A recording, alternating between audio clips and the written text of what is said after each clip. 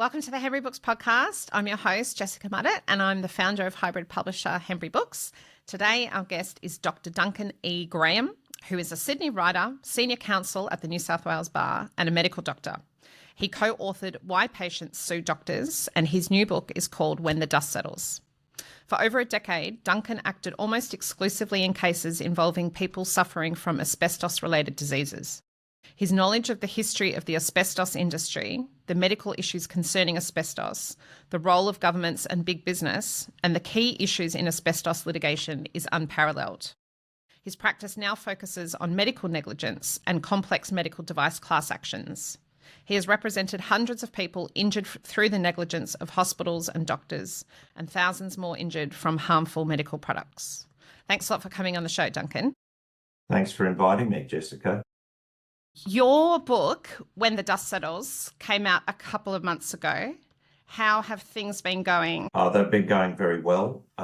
It's a bit of a slow burn, but I'm very proud that it's out there. And the message about how it is still relevant, the story about the people in the book and asbestos exposure, and that it's still relevant. The message is getting out there. But I'm so happy that I've actually finished this project because it's been something I've been doing for quite a few years. Sure. Can you tell us a little bit about your book and what prompted you to write it? Well, the main thing is I wanted to write a story about people, about the sort of people, individuals and families that I have met and come across during my career, first as a doctor and then as a lawyer, and then first as a solicitor and then as a barrister. So I wanted to tell a story about real people and in the context of the sort of work I've been doing, which has been litigation involving products, hospitals, doctors, and that's what prompted me. So the scope was about real people, but I wanted to have a bigger, wider context involving the sort of things I have been doing professionally for many years. Mm. Did you almost feel sort of duty bound to write this book? I wouldn't say duty bound, but it's a thought that just entered my head that I needed to do it, and because it seemed like a waste of all the time and effort that I had spent in asbestos litigation over the years. I literally, and this is no unfortunate pun, I lived and breathed asbestos litigation for about a decade, as did my family. It's relentless work, and it occupied a lot of my time reading, research, finding out about the history of asbestos, interviewing people, cross-examining people, going through archives in very dark rooms, in very dark old buildings, reading a lot of paperwork.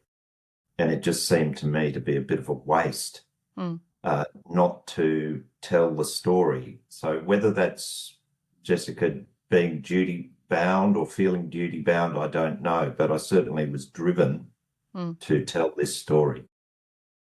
In the blurb, lawyers Bruce Fraser and Viviana Glossioli are framed as essential characters just like the Hendersons. Was this novel as much about exploring and perhaps exposing the law as it was the effect of asbestos on ordinary people? Definitely. The story is about real people.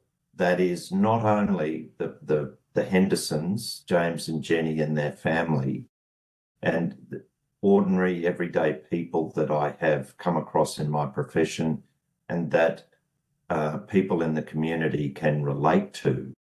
But it's also about doctors, lawyers, judges, and real people in positions of power, government, corporations, doctors and lawyers, as I said. So I did want to tell the story about all of those who have been involved in the asbestos story in Australia.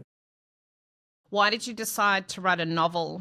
I think that there are a number of reasons for that. One of the main ones is that I am personally interested in writing fiction rather than non-fiction, even though, as you know, I have co-authored a non-fiction text, Why Patients Sue Doctors, but I'm much more interested in fiction and in particular character development and telling stories about people.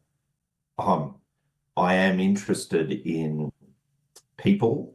I spend a lot of time observing and listening to them over the years, and that's what fascinates me, how people think and behave in various circumstances. And so that's the main reason that I wanted to do it in fiction, but I also think that fiction enables you to tell a story that is much more alive and interesting and relatable.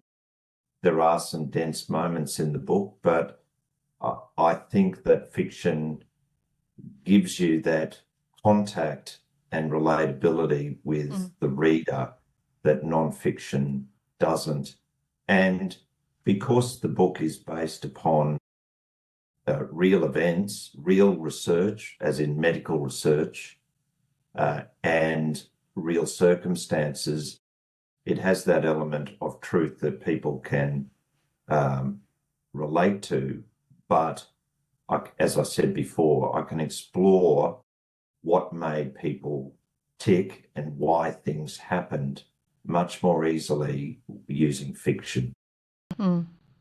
Did you have a community justice goal for the novel? That's a very interesting question. If it was at the moment that I thought of writing this book, I don't think it was at the forefront of my mind. But essentially, professionally, over the years, I've become increasingly aware that what interests me is justice for people.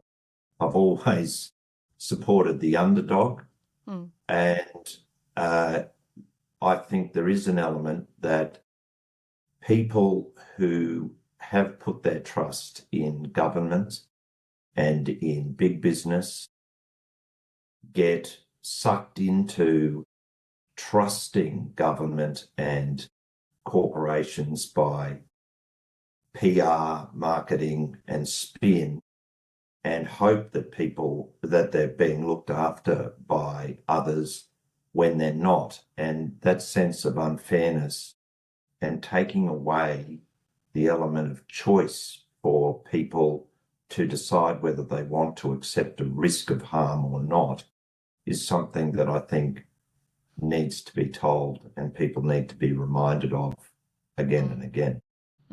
So just broadly, what is happening with asbestos in Australia? So there's still asbestos litigation that occurs around the country. Asbestos is ubiquitous. It's everywhere.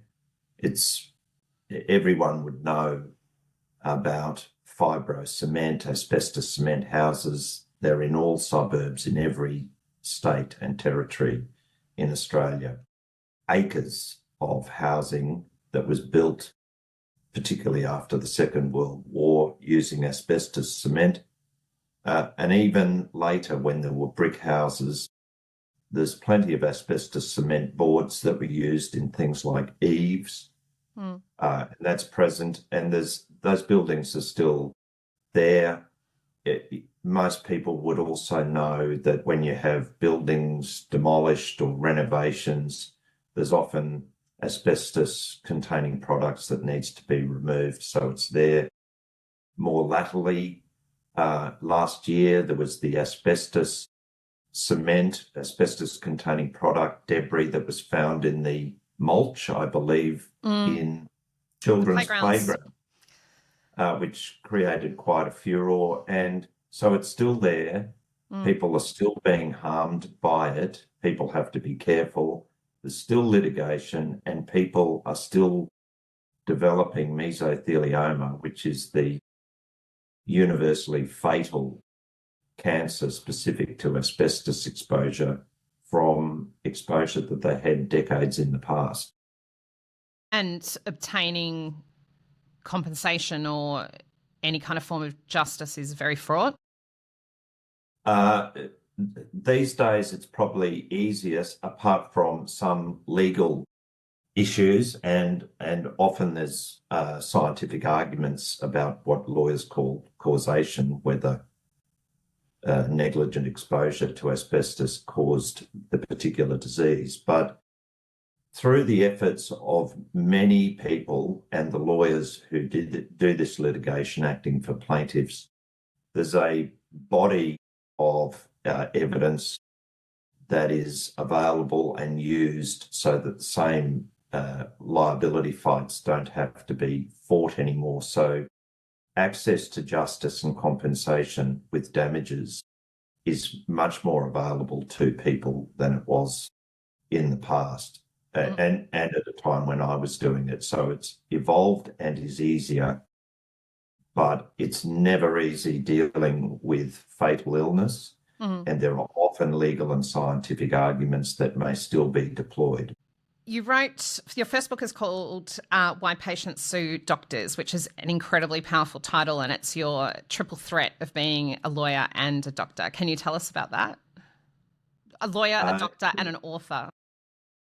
Yes. So I always thought that, I don't know, at some stage in my career, I had so many cases that I've acted for plaintiffs and occasionally defendants in medical negligence that I thought it would be a good idea to actually give some examples, sort of like real life medico-legal dramas.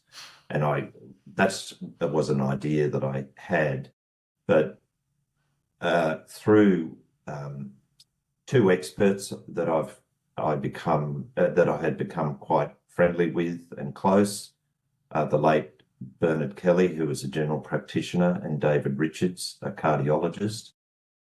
We sort of all had the same idea about writing a book telling the case studies about cases that we had been involved in, with the idea of educating doctors, medical students in particular, and also lawyers about why people end up suing doctors for damages. How does that come about?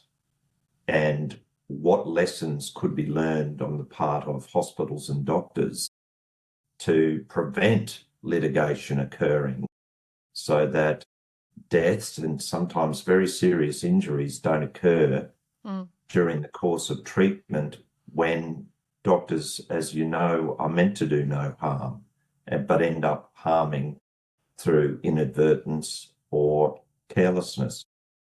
It's a massive topic. I'm interested to know about the creative writing side of things. I have a client who's a former lawyer, and he said that those two ways of writing are kind of diametrically opposed. Do you agree with that? Do you have two very different styles of writing, your legal side and your author side? Yes, they're two different styles, in particular in relation to the words you might use, also the colour that you might bring to the page. Legal writing, to be good, needs to be plain and to the point and persuasive and understandable. And it's strange, but there are buzzwords that are used in legal language that comes across every now and then. For a time, everyone used the word orthodox virtually in every sentence. These days, you cannot say any sentence involving an expert without using the word opine, which I remember that word. Yeah. But everybody, you have to say opine. Experts only opine. They can't consider, think, or They can't speak. No, they can't speak. So, and so they're always and impact. There's no such thing as somebody being affected by anything. It's always impacted, like impacted wisdom teeth. And that's about as effective language use. But there is an orthodox way of legal writing that everybody jumps on board and does. It is a skill to edit so that the message does get across, particularly when you're trying to persuade a judge or judges in written submissions. And you often might try something different for emphasis, and occasionally you do have a bit of colour. Creative writing is different, but what I found in the process is that all of the practice in editing over and over and over to make the written word in law as clear as possible was very important in writing fiction. As you know, editing is really the mainstay of writing a book. You can get a manuscript out in a relatively short period if you've got the time and you're doing it as consistently as you can. But the real work is done with editing and doing it over and over again. And it's strange, but that's the process I ended up enjoying, even though it was started off tedious. And I think that the legal training about getting it right with editing put me in good stead for that. Yeah, that's great. It's like a chiseling, isn't it? I see editing as chiseling. It is chiseling away at the rock face to create a great sculpture of words. Absolutely. Final question for you, Duncan. Is there another law-inspired book on your horizon? Yes. Is it under embargo? Sorry? Is it under embargo? No, I have actually written another. I've got a manuscript about a more challenging topic, which does have like a psychiatric topic, and it's fiction. But I am interested because I think the cases that I have been involved in over the years are very interesting to a reader. That's not to say that I think that people are obviously interested in crime. They like crime as a genre. They also find legal processes and law interesting, at least on TV and in books. But I think there is also quite a willingness to read about medical debacles. I mean, in movies and TV, you get that. So combining medicine and law with medico-legal dramas, I think would be of interest to people. Well, I hope so, because that's what I intend to do. Oh, it sounds amazing. It sounds like a page turner. You couldn't make it up. That's right. Some of the stories are bizarre. Yeah, amazing. Amazing. Well, we will look forward to that. You might have to come back on the podcast to tell us about it, Duncan. Anytime, Jessica. Thanks for coming on. Not a problem. Thank you for having me.